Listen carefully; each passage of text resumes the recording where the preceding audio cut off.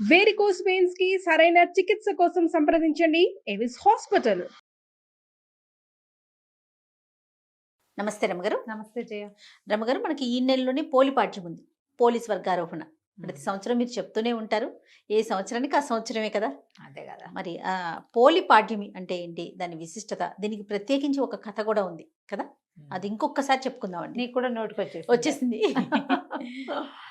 ఈ కార్తీక మాసపు చివరి రోజు వెళ్ళగానే తెల్లవారి పోలిపాడ్యమి, మార్గశిర శుద్ధ పాడ్యమి.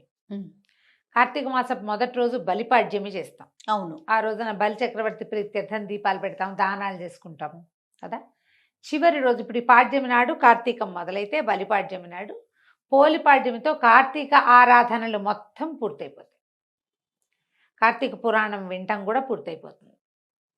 30వ రోజు కింద వస్తుంది. మామూలుగా ఏంటంటే మనం రోజులు లెక్క పెట్టుకుంటాం. అవునండి, 30 రోజులు 30 కథలు. అయితే తిథుల ప్రకారం 29 రోజులకే మాసం ఫినిష్ అయిపోతూ ఉంటుంది. మనకి పాడ్యం నుంచి మన అమావాస్య దాకా అయిపోతుంది కదా. ఇంచుమించుగా 30వ రోజున పోలిపాడ్యమే పడుతుంది. కార్తీక పురాణపు కథల్లో ఇది చెప్పాను నేను. 30వ రోజు పారాయణ కూడా ఉంది.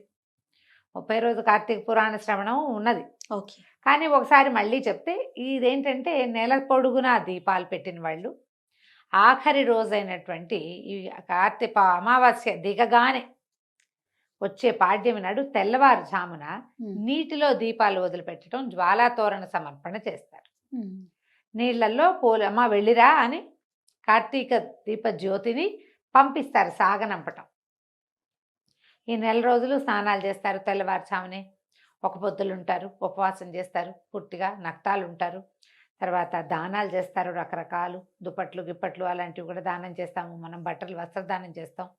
బ్రాహ్మణులకి మోయిని ఇచ్చే పద్ధతులు ఉంటాయి, ఇది ఇస్తారు కదా, పొత్తర్లు ఇవ్వటాలు అలాంటివన్నీ చేస్తారు. తర్వాత దేవాలయ దర్శనాలు చేస్తాం, ఎక్కడైనా తీర్థాటన చేస్తాం, ప్రతిరోజు దీపారాధన చేసుకుంటాము, తులసి ఆరాధన చేస్తాం. ఎన్ని రకాలు ఉన్నాయి కార్తీకంలో, ఎన్నో రకాల ఆరాధనలు చెప్పారు, ఎన్నో రకాల ఉపాసనలు. ఏది చేయగలిగిన వాళ్ళు అది చేస్తారు. ఇవన్నీ చేసి ఈ చివరి రోజున కనుక నీటిలో దీపాలు విడిచిపెడితే అద్భుతమైన ఫలితం లభిస్తుందని చెప్తారు. అయితే ఈ రోజున ఇప్పుడు మనం ఏ నీళ్ళల్లో వదులుతాం?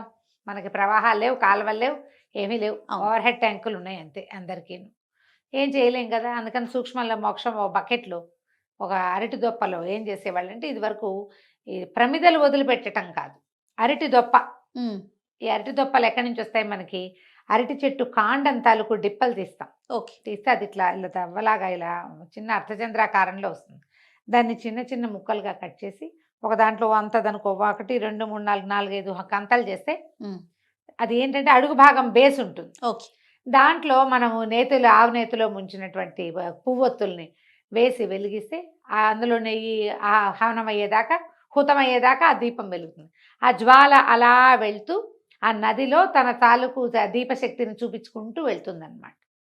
ఇప్పుడు మనం ఏం చేయాలి? కనీసం ఇళ్లలో ఉన్న ఓ బకెట్లోనే అన్నిట్లో వదిలిపెట్టడం. ఓకే, జలంలో ఒక రకమైన అగ్ని ఉంటుంది, నీళ్ళలో నిప్పు ఉంది కదా, మనకు తెలుసు, కరెంట్ ఉంది కదా, ఆ శక్తినికి ఆరాధన చేస్తున్నాం మనం. కార్తీకంలో నీటిలో విపరీతమైన శక్తి ఉంటుంది. మనం అందుకే కదా చెప్తాం జలే గంగా అని చెప్తాం, తైలే లక్ష్మి జలే గంగా. ఆ నీటిలో ఉన్నటువంటి ఆ గంగా నదికి, ఆ అగ్నిస్వరూపుడికి అందరికీ హారతిస్తున్నట్టుగా ఈ దీపాలు వదిలిపెడతాం. ఈ కార్తీకంలో ప్రవాహంలో దీపాలు వదిలిపెడితే బాగా మంచు వచ్చేస్తుంది కదా, ఆ ప్రవాహంలో అటు ఇటు ఉన్న వాళ్ళకి దీపాల వెలుగు కూడా వస్తుంది.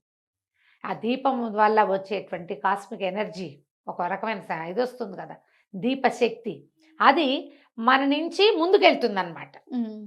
మన జీవశక్తిని పెంచుకుంటూ వెళ్తుంది. అందుకోసమని చేసేవాళ్ళం. మనకు అవకాశం లేదు కాబట్టి బకెట్లో అయినా వేసుకోవటం, ప్రవాహాల్లో వదిలిపెట్టేవాళ్ళు. పాత రోజుల్లో చేసేవాళ్ళు. మా వాకిట్లో చెరువు ఉంది కదా, మా ఊళ్ళో చేసుకునేవాళ్ళు చెరువులో వదిలిపెట్టడం. చెరువులో ఎంత చెరువు ఇటు నుంచి అటు వెళ్తుంది. కాలువల్లో వదిలితే చాలా మంచిది, నదీ ప్రవాహాల్లో వదిలితే మంచిది, విశేషమైన ప్రయోజనం లభిస్తుంది. దీనికి అనుబంధంగా ఒక చిన్న కథ చెప్తారు. పోలమ్మ, పోలి కథ, పోలి స్వర్గారోహణ చేసిన కథ అని చెప్తారు. స్వర్గారోహణం చేయటం అంటే ఎప్పుడు చేస్తారు? మరణించాక, కాలం చేశాక ఆమెకి కాలం తీరిపోయిందని, అందుకే స్వర్గారోహణం చేసిందని ఒకటి చెప్తారు. బొందితోటే స్వర్గారోహణ చేసిన, శరీరంతో వెళ్ళిపోయింది అని ఒక కథ చెప్తారు. మనం ఏ కథ అయినా చెప్పుకోవచ్చు. ఈ పోలి అనే అమ్మాయి ఒక రజక కుటుంబంలో ఆఖరి కోడలు. మిగిలిన వాళ్ళంతా కొంచెం గద్దరి వాళ్ళు, తెలివైన వాళ్ళు. పోలి మెతకది, భక్తురాలు. ఆ అమ్మాయికి ముందు నుంచి దేవుడికి దండం పెట్టుకోవటము, ఏదైనా మంచి పని చేయటము అవి ఉండేవి. ఇప్పుడు వీళ్ళంతా కూడా ఏంటంటే ఈ నిత్య పూజా విధానాలు లేని కాలం అది.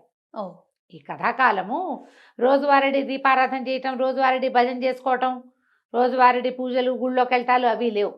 అందరూ గుళ్ళోకి వెళ్ళే రోజులు కూడా కావు. ఓ ప్రత్యేకంగా కార్తీక మాసం ఆరాధనా మాసంగా ఉండేది ఆ కాలంలో.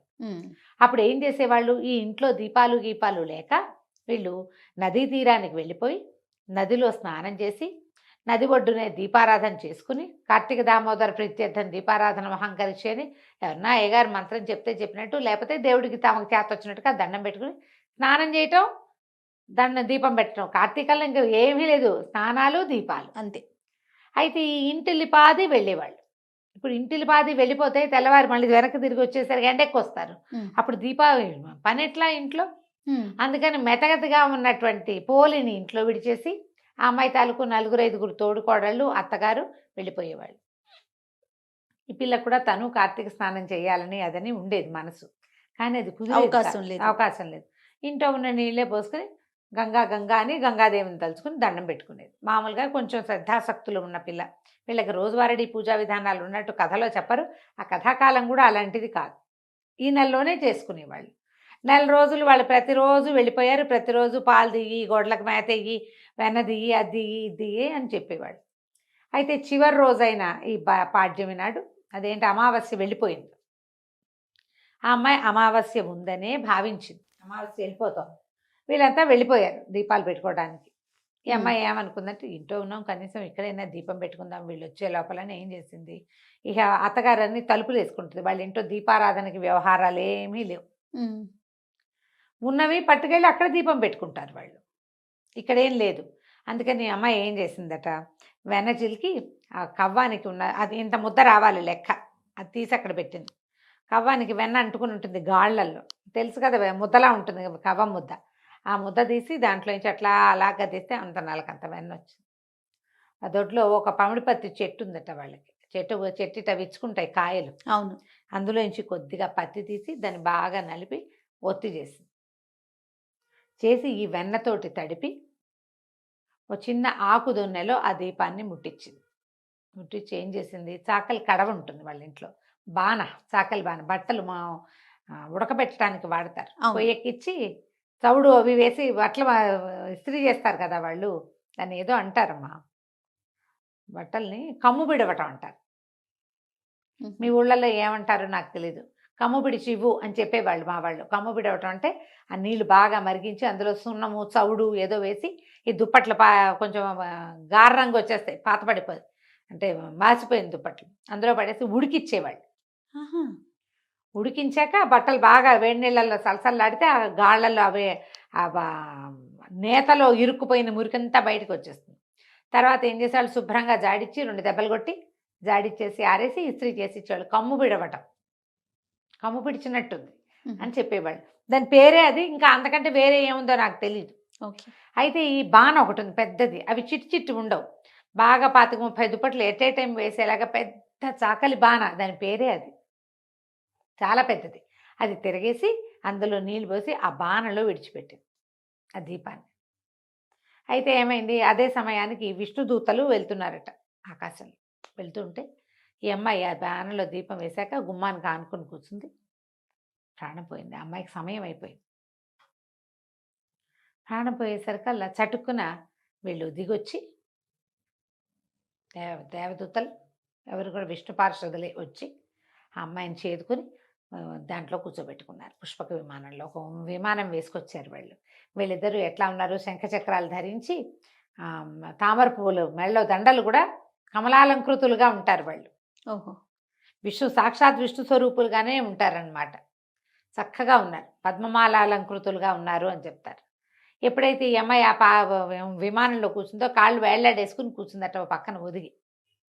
కూర్చునేసరికల్లా ఈ అమ్మాయి వీళ్ళింటి నుంచి విమానం లేచేసరికల్లా చుట్టుపక్కల వాళ్ళు చూసేసి అమ్మో పోలిని తీసుకుపోతున్నారు, పోలికి స్వర్గం వచ్చేసిందని కేకలు పెట్టేసరికల్లా ఆ కేకలు ఒక్క కేక నుంచి ఓ కేక అట్ట పోయి ఆ నది తీరం నుంచి స్నానం చేసి తిరిగి వస్తున్న అత్త ఆ తోడుకోడళ్ళకి వినపడింది. అందరూ ఆశ్చర్యపడి, ఇదేంటి 4 రోజులు దీపం మేము పెడితే దీనికేటా వచ్చింది స్వర్గం, విమానం మాకు రావాలి, దానికేటా వచ్చింది. అత్తగారు పరిగెత్తుకుంటూ వచ్చి అవి ఎగిరిపోతున్న విమానంలో నుంచి కాళ్ళు వేళ్లాడేసి కూర్చుని ఆ పోలి కాళ్ళు పట్టేసుకుందట ఆవిడ వెళ్ళటానికి. తను కూడా ఆ అమ్మాయి కాళ్ళు, అత్తగారి కాళ్ళు పెద్ద కోడలు కాళ్ళు చిన్న కోడలు, అట్ట వరుసగా 5గురు ఒకళ్ళ కాళ్ళు ఒకళ్ళు పట్టుకుని వేళ్లాడుతూ వెళ్ళారు. పైకి వెళ్ళారు కొంతమేరకి. వెళ్ళేసరికల్లా ఈ దేవదూతలు ఇద్దరు ఉన్నారు కదా, విష్ణు పార్షదులు ఇద్దరు చూసి, ఈ అమ్మాయికి అవకాశం ఉంది మీకు అవకాశం లేదని అత్తగారి చేతుల మీద ఒక దెబ్బ కొడితే మొత్తం అంతా గుంపంతా కింద పడిపోయారు. పోలీస్ స్వర్గానికి వెళ్ళిపోయింది. అది మార్గశిర శుద్ధ పాడ్యమి, అమావాస్య వెళ్ళిపోయిన మరుసటి రోజు. ఆ రోజున అమ్మాయికి స్వర్గారోహణ లభించింది. ఆఖరి రోజైనా దీపం పెట్టండి నాయనా, స్వర్గం లభిస్తుందని చెప్పడం. చివరి రోజున 4 రోజులు చేయలే, పాడ్యం నాడైనా పెట్టండి కనీసం, అంతే. ఆఖరి రోజు కార్తీక ఆరాధనలు ముగిసిన రోజునైనా మనం ఇట్లా జ్వాలాతోరణంగా కాకపోయినా ఒక దీపంగా అయినా పెట్టి కార్తీక దామోదర ప్రీత్యర్థం ఒక నమస్కారం చేసుకుంటే అదైనా ఫలితాన్ని ఇస్తుంది. అది మాత్రం ఎందుకు మానేయాలి? మనం ఏం చేస్తాం, 4 రోజులు పెట్టుకున్న వాళ్ళు ఆ రోజు పెట్టుకుంటారు. ఏ రోజు పెట్టుకోలేని వాళ్ళు ఈ రోజు అయ్యో కార్తీక మాసం అయిపోయిందని అమావాస్య నాడు అనుకోకర్లా తెల్లవారి పొద్దున్నే పెట్టండి దీపం తప్పకుండా. దీన్నే కార్తీక పోలిపాడ్యమి స్వర్గారోహణ కథ ఇదే చెప్తారు. ఆమెని జీవించి ఉండగానే తీసుకుపోయారని ఓ కథ చెప్తారు. జీవించి ఉండగానే తీసుకెళ్తే ఆ అమ్మాయి కాళ్ళు వీళ్ళంతా పట్టుకున్నారు, అప్పుడు కూడా ఇదే ఓకే. ఆ అమ్మాయి జీవించి ఉండగానే స్వర్గం లభించింది, లేదా స్వర్గం అని చెప్తారు. విష్ణు పార్షదులు వచ్చారని చెప్తారు పురాణంలో.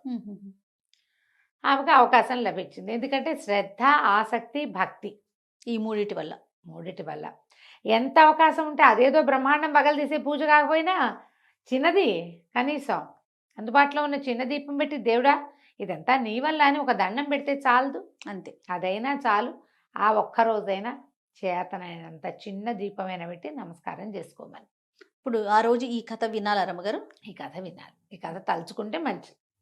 సంతోషం. ఇంకా ప్రత్యేకించి మనం చేయాల్సిన పూజా విధానం ఏమన్నా ఉంటుంది? ఏమీ లేదు, దీపం పెట్టడమే ప్రధానం, అంతేనా? అంతే. తప్పకుండా రమ్మగారు. నమస్తే. నమస్తే.